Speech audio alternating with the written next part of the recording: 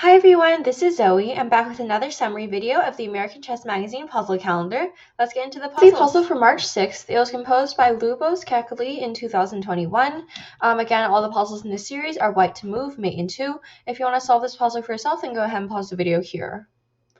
So for me, this puzzle had a difficulty rating of 5 out of 10 and a satisfaction rating of 4.5 out of 5. So here in this position, first of all, it looks really crazy because like so many pawns on the board. It's highly unlikely to get this position in a real game because like literally none of black's pawns have moved off their starting position. So it's definitely a very unique position. Here, promotion is definitely something you need to consider, but once you see that d takes e7, d takes e7, even after white promotes, there's no way to give check, so you definitely can't mate in 2. Then basically promotion stops becoming an idea. Then I tried to give checkmate by like maybe g4, threatening rook h5, but the problem with this one is black can play king takes h3, and now the king has many squares to run to. I also tried to find other ways to support some sort of checkmate, like maybe rook f4 or something, but none of them really worked. Then I finally came up with the idea of getting this rook to the 4th rank and giving a check, because then that would be mate. The king is kind of boxed in right now. So the most obvious way to get the rook onto the 4th rank is just to play either rook a4, threatening b5, or start with b5, threatening rook a4. Both of these fail in the same way. The knight on a8 is there for a reason, like the composer put it there, so that black can play knight b6. And this is kind of a spite move, like just stopping the mate in 1 for one more turn, but it does work. White will have to take, and then white will have mate in 3, not mate in 2, so that would not meet the objective of this puzzle. Rook a4 fails the same way, knight b6. If b5, then knight takes a4, so white doesn't have mate in 2. Then rook c1 fails in a similar way. After knight b6, white does not have rook c4 anymore. So then finally you come up with the correct answer, rook to d1. Now white's threatening rook d4 checkmate. Black has no way to block, no way to run the king, and no way to guard the d4 square. So white does manage to give mate in 2 with the starting move rook d1. This was the puzzle for March 7th. It was composed by Bugosh Pilisewski in 2021. Again, if you want to solve the puzzle for yourself, then pause the video here. White to move, mate in 2. So for me, this puzzle had a difficulty rating of 7 out of 10 and a satisfaction rating of 4 out of 5. So here, it's kind of frustrating because like white's pieces are all so close to giving mate. And I kind of saw from the beginning that the idea was to move the knight somewhere to allow potentially rook f3 checkmate, or have the knight maneuver to some square and give check by itself. And then from there, it's basically like process of elimination. You have to go through all the knight moves one by one and hope that one of them is mate. I started with knight d4. So the idea is if the pawn moves, there's knight c2 checkmate. Also, white is threatening rook 2 to f3 checkmate. But the problem here is that black can play bishop g4. The bishop keeps an eye over f3 and f5. Knight e5, the idea is to threaten knight c4 or knight g4, but black has bishop e6 here, and the rook checks do not work because the king always has some place to run.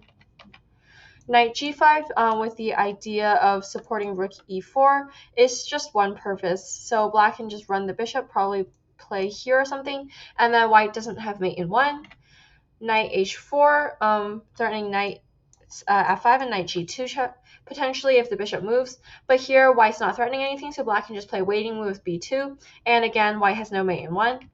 If knight h2, threatening knight f1, knight g4. Again, white's not threatening anything, so b2, and white has nothing.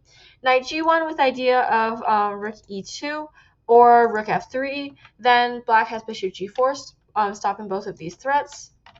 If knight e1, literally all you have to do is move the knight in a circle and then you find it, but it's kind of annoying because there's so many moves to consider and you have to find the rejections for each one of them.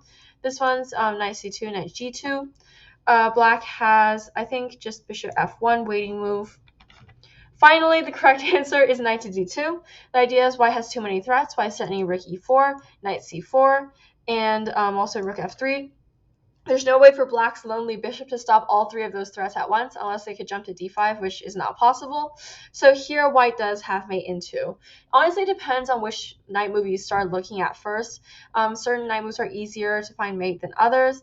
If you just happen to start from the wrong square, then it might have taken you a long time. This is the puzzle for today, March 8th. It was composed by Lars Larson in the year 2000. Again, if you want to solve the puzzle for yourself, then pause the video here. White to move, mate in 2. So for me, this puzzle had a difficulty rating of 2 out of 10 and a satisfaction rating of 4.5 out of 5. So here, white's obviously completely winning. The king is boxed in, and white has so many passed pawns.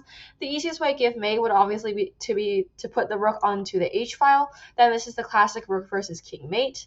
Now, the pawns are kind of like conveniently slotted here. Basically, you only have to consider rook a7, rook a5, rook a3, and rook a1.